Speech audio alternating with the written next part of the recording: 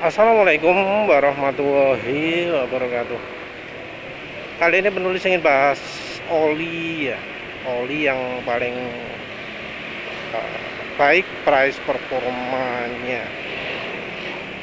Di satu sisi kita ingin oli yang awet, sisi lain ingin oli yang memberikan performa paling maksimal.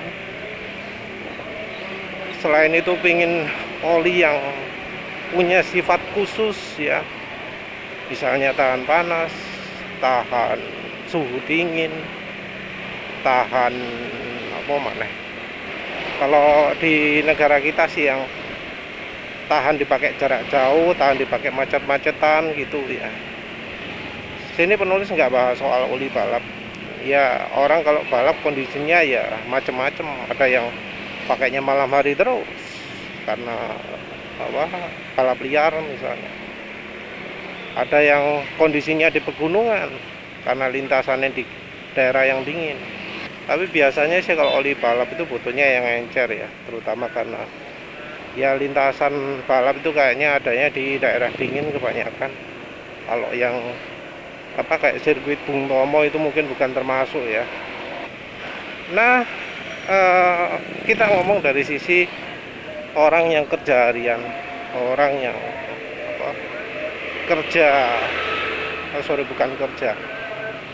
orang yang cuma butuh ngantar anak ke pasar deket-deket gitu. Sama satu lagi yang kategori ekstrim yang tiap hari jarak pemakaian bisa jauh.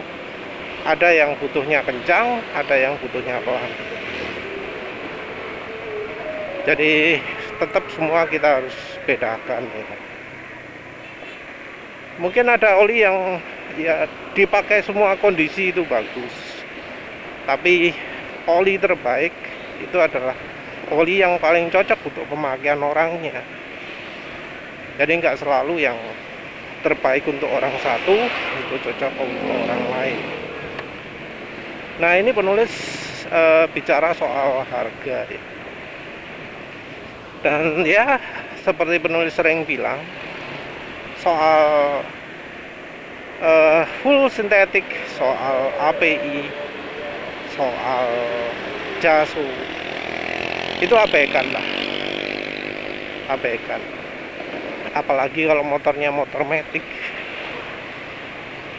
itu nggak perlu oli JASU MB ya. Oli JASU MA bisa, oli yang nggak ada tulisan JASU-nya juga bisa, oli diesel juga bisa. Kalau motor lagi ya mungkin terbatas. PCMO mungkin sulit, nggak semua PCMO bisa. Yang relatif itu adalah oli HDO ya yang bisa. Kalau oli JASU MP ya jelas enggak. Dalam memilih oli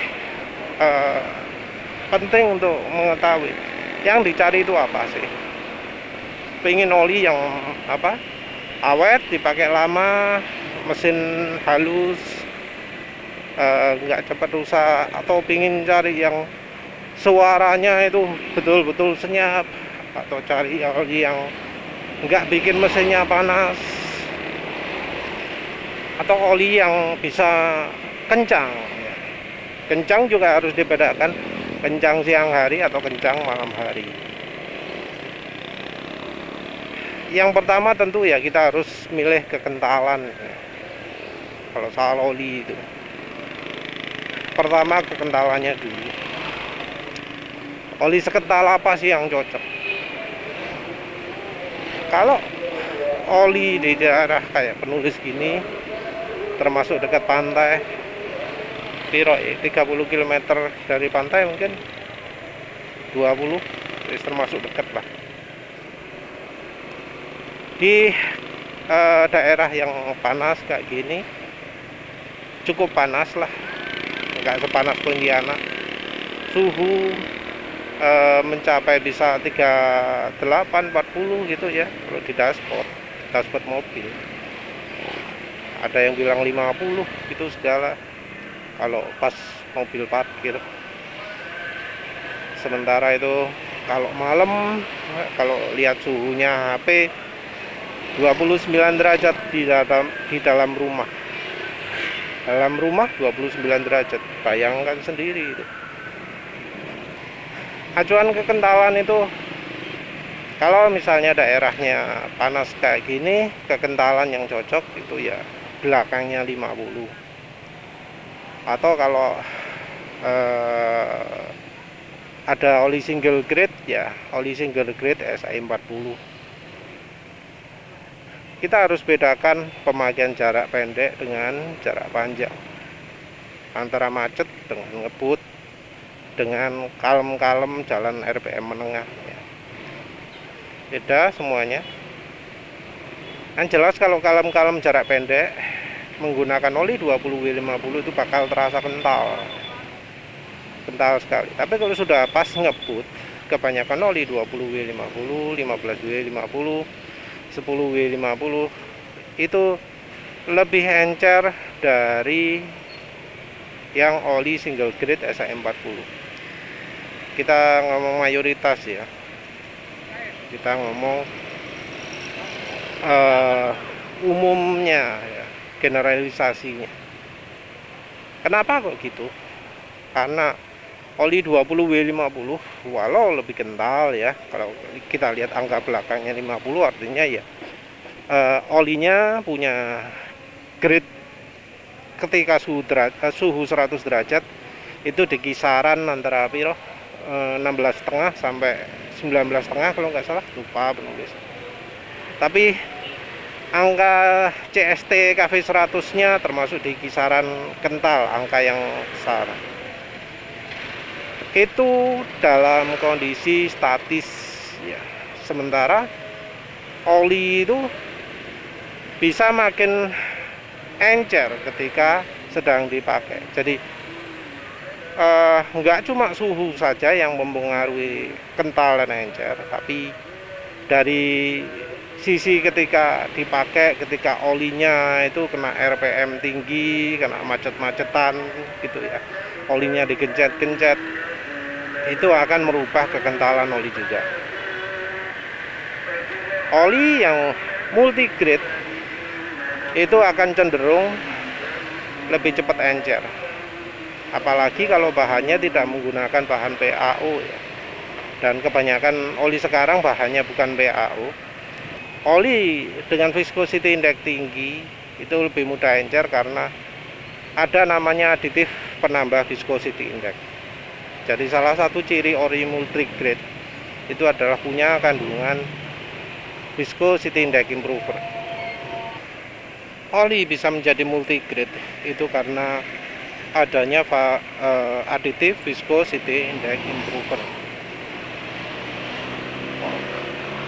Oli jadi multigrade itu artinya kekentalannya tidak single grade lagi, artinya kalau dingin olinya itu jadi lebih encer, tidak mudah encer. Tapi sebenarnya cara membuat oli multigrade itu adalah dengan mencampurkan oli encer dengan aditif viscosity index improver. Jadinya adalah oli yang kalau dingin itu encer, kalau panas tidak begitu encer, jadi lebih kental dari oli aslinya. Jadi sama kentalnya dengan oli yang grade di atasnya. Di atasnya maksudnya yang angka belakangnya lebih tinggi. Jadi anggap aja lah oli 20 weight, 20 WT ya, campuri viscosity index improver, jadinya adalah oli 10W30 misal. Nah, makin banyak viscosity index improver, itu viscosity index oli makin tinggi juga. Tapi additive viscosity index improver ini punya kelemahan. Kelemahannya adalah jadi makin cepat encer. Memang ini dicoba ditangani ya, dicoba dikurangi sehingga muncul namanya istilah zero stable viscosity index improver. Artinya olinya tidak mudah encer walau sudah pakai viscosity index improver. Tapi ini harganya mahal dan penambahan viscosity index-nya katanya nggak bisa tinggi. Tentu ada kelemahan lain, tapi itu kelemahan utamanya. Nah ini ya alasan penulis mengapa ingin cari oli single grade. Cuma sayangnya sekarang opsi single grade itu sudah nggak ada. Oli single grade adanya cuma SAE 40. Mau yang SAE 50, SAE 60, SAE 70 ada, tapi harganya luar biasa. 300.000, 350.000, nggak worth it lah. Kecuali memang kalau butuh SAE 50 ya silakan lah beli oli SAE 50 yang biasanya merek Harley Davidson, merek Lucas. Walau di Indonesia masih jarang.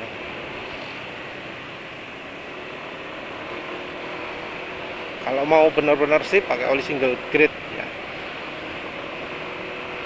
Menurut penulis sendiri oli single grade itu nggak masalah. Karena ya Indonesia nggak ada musim salju. Tapi ya silahkan kalau yang sering bertempat, sering mampir di tempat yang suhunya sangat rendah, pilih oli yang ya agak encer sih. Sebenarnya aman sih, karena contohnya oli Mesran ya, oli yang paling nggak tahan dingin itu saja bisa sampai minus 9 derajat. Rasanya nggak ada ya tempat yang bisa dilalui kendaraan yang suhunya minus 9 derajat kalau di Indonesia. Rasanya ingat penulis kayak gitu. Nah, pilihan oli sekarang. Pertama kita milih kekentalan. Kalau suhunya kayak Jepang, silahkan pakai rekomendasi oli Jepang. Misal 10W30, 0W20. Mobil-mobil Jepang sudah dirancang, mobil atau motor Jepang sudah dirancang untuk tahan terhadap suhu tersebut. Kalau suhu daerahnya emang seperti itu. Jadi ya di rata-rata saja lah. Suhu di Jepang itu berapa? Anggap suhu paling tingginya 20 derajat Celcius waktu musim panas, ya wes pakai patokan itu. Kalau suhu paling tingginya 20 derajat, silakan pakai 10W30. Silahkan pakai 10W40 kalau motor Yamaha. Nah, tapi kalau daerahnya agak panas, harus pilih minim 10W40. Kalau bisa sih SAE 40. Atau kalau masih kurang kental 20W50 atau 15W50 atau 10W50. Mengapa kok penulis sebutkan 10W50 padahal sudah ngomong kalau viscosity indexnya sangat tinggi, olinya jadi cepat rusak. Karena biasanya oli yang berani menyebutkan 10W50 pakai additive viscosity index improver yang mahal, jadi shear stability-nya yang lebih baik. Jadi ada penulis rasakan oli 10W50 itu kekentalannya lebih stabil daripada yang 20W50, terutama 20W50 yang murah-murah. Saat beli oli untuk sekarang ini, penulis anjurkan untuk mengabaikan tulisan full sintetik, karena ya itu cuma tulisan tok ya, nggak mencerminkan kondisi oli dalamnya, bahan dalamnya.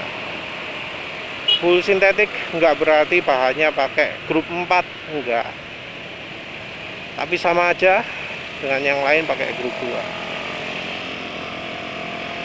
Sebenarnya klasifikasinya ya, kalau kita mau beli oli itu kita klasifikasi berdasarkan bahan oli ya, secara faktualnya ya, itu adalah grup 2, grup 3, grup 4. Grup 1 rasanya cuma Mesran sama Omega 631 saja yang pakai.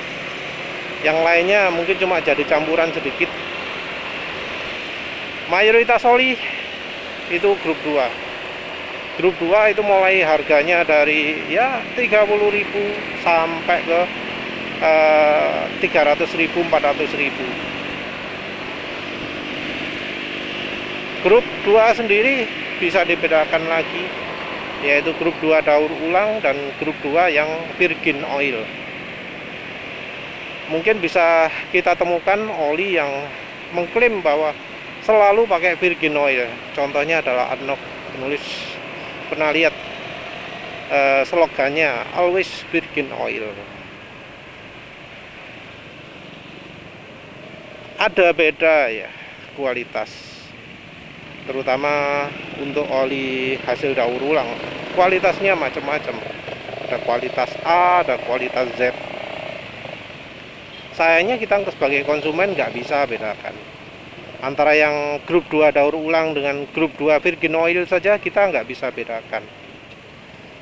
Sebenarnya sih ada analisa oli yang bisa membedakan ini ya, kalau nggak salah namanya FTIR analisis, Fourier transfer infrared atau apa, bukan. Jadi dengan analisa cahaya diketahui partikel-partikel, molekul-molekul penyusun dari bahan olinya. Nah, jadi kita cuma bisa meraba-raba. Kita nggak bisa pakai acuan tulisan full sintetik, karena ya bisa aja full sintetiknya itu beneran PAO atau cuma 30% PAO atau cuma 5% ester, atau malah nggak ada bahan grup 4 atau 5-nya sama sekali, tapi misalnya pakai grup 3 cepul full sintetik, atau bahan grup 2 atau bahan campuran grup 3 dan grup 2, atau yang lebih parah lagi kalau pakai oli daur ulang.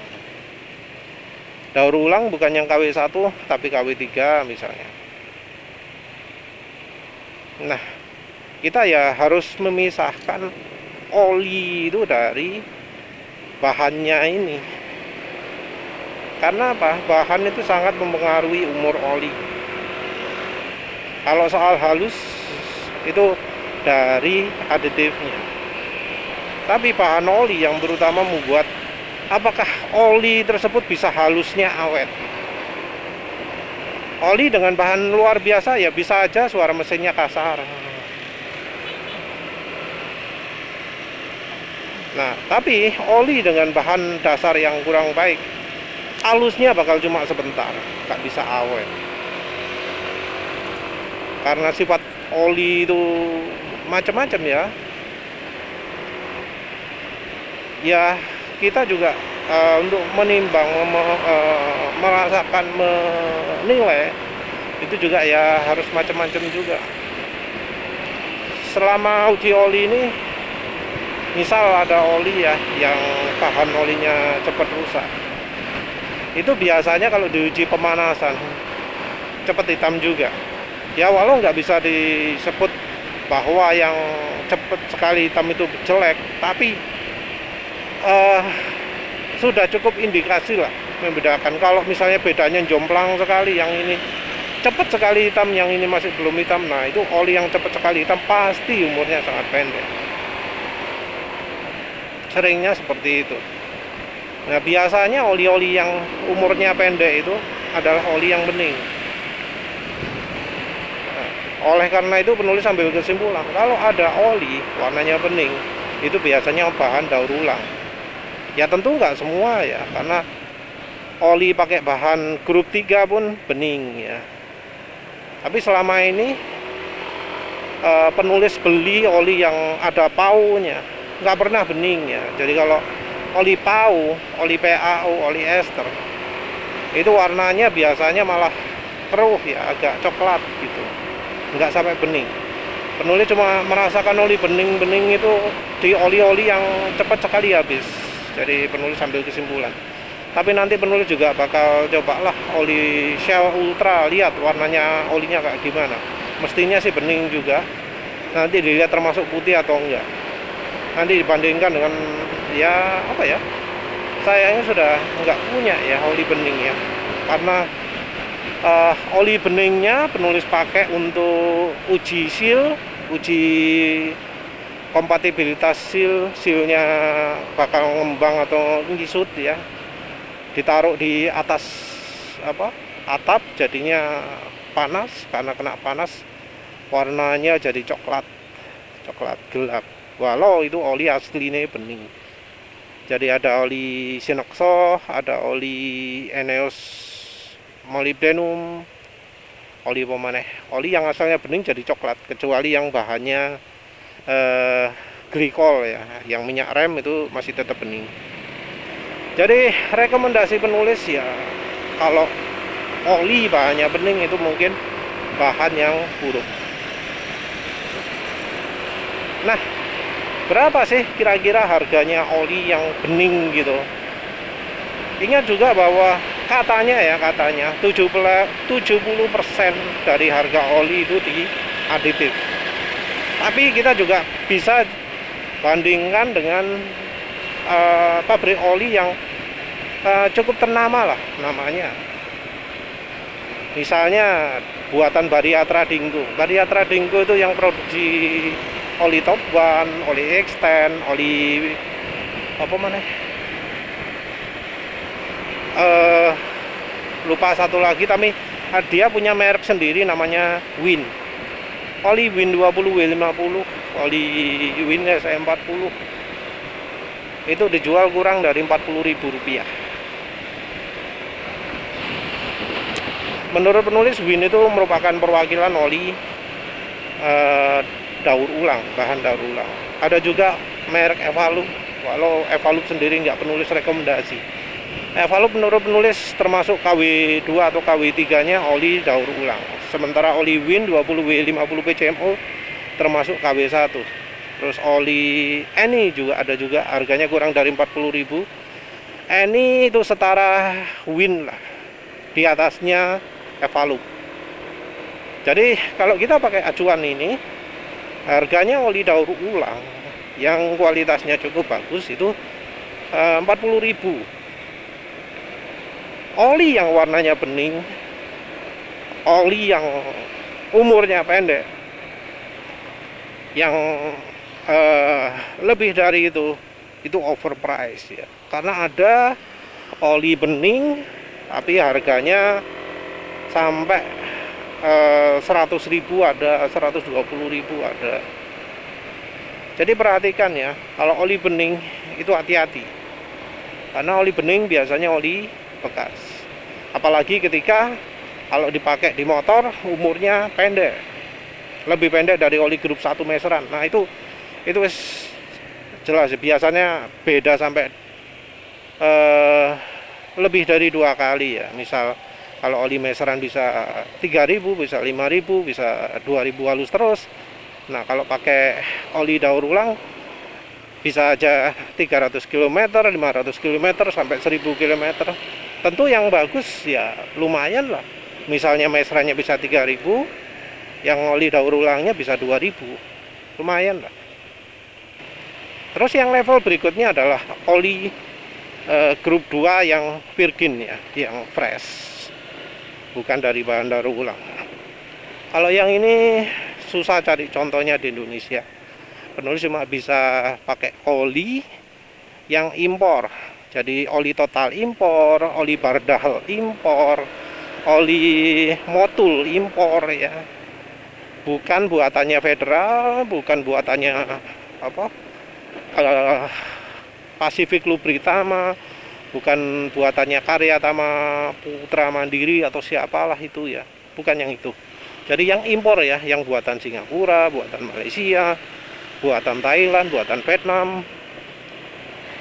Nah, oli grup D-nya biasanya cukup oke. Ya, tapi kita tentu harus perhatikan juga ya. Hati-hati juga, perhatikan bahannya. Kalau apa? Bening ya, bisa aja walau impor itu banyak bahan oli bekas. Karena ya di luar negeri pun ada oli bekas.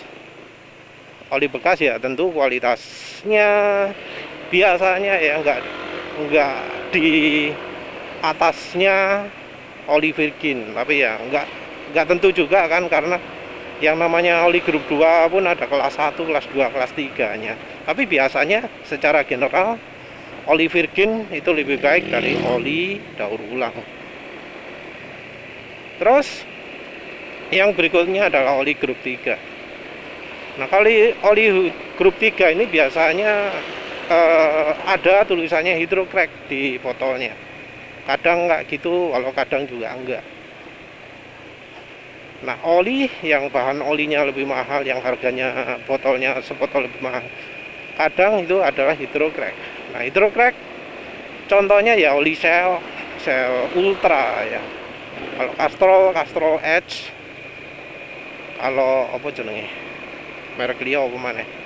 Aisin juga ada yang kalau nggak salah tulisannya hydrocrack, sama oli apalah ya, lupa penulis, tapi di botolnya ada tulisan hydrocrack.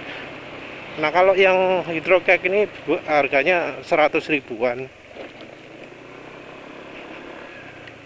Lebih dari itu ya harus dianggap mahal ya. Terus habis itu ada lagi oli yang kategori PAU. Yang semi PAU itu contoh Ravenol TSI atau apa jenenge, Ravenol TSI, oh ya Delvac Delvac One, ada juga PTT, tapi kalau PTT mahal. Nah, oli semi PAU juga ada, misalnya yang 0W20 biasanya harganya ya 180 ribuan. Oli kalau yang 0W20 itu biasanya sudah ada PAU nya, karena mau nggak mau oli yang cocok untuk dibuat encer itu adalah oli PAU.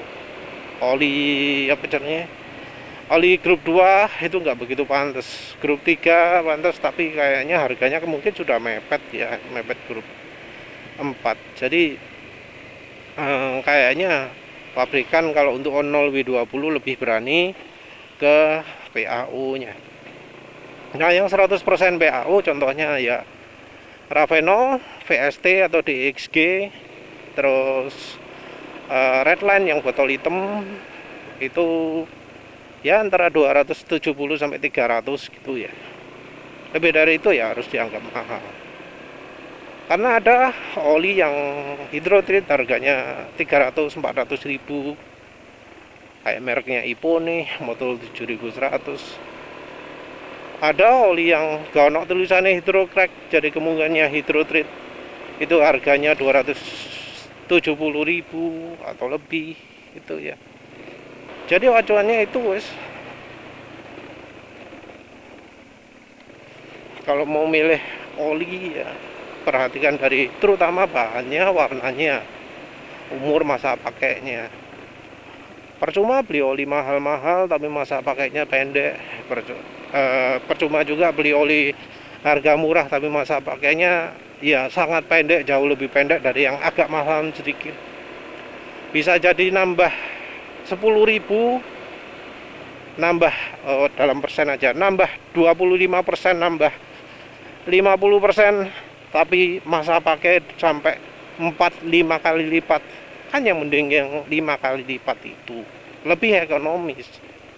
Tapi ya itu harus berani dulu. Ganti oli jangan pakai acuan kilometer. Pakai acuan kilometer itu satu, kemungkinan terlalu pendek kalau pas lagi oli jelek, terlalu panjang kalau pas lagi pakai oli jelek. Mesin bisa rusak sebelum periode ganti olinya karena olinya sudah rusak duluan. Yang kedua adalah kalau pas pakai oli bagus bisa terlalu pendek karena oli masih bagus sudah dibuang. Jadi ya baiknya ganti oli itu mengikuti kondisi oli. Kalau kaya, lakukan uji oli, uji sampling tiap 500 km untuk mengetahui kondisi oli apakah sudah layak di drain atau tidak. Ya wes itu saja. Terima kasih sudah menonton. Assalamualaikum warahmatullahi wabarakatuh.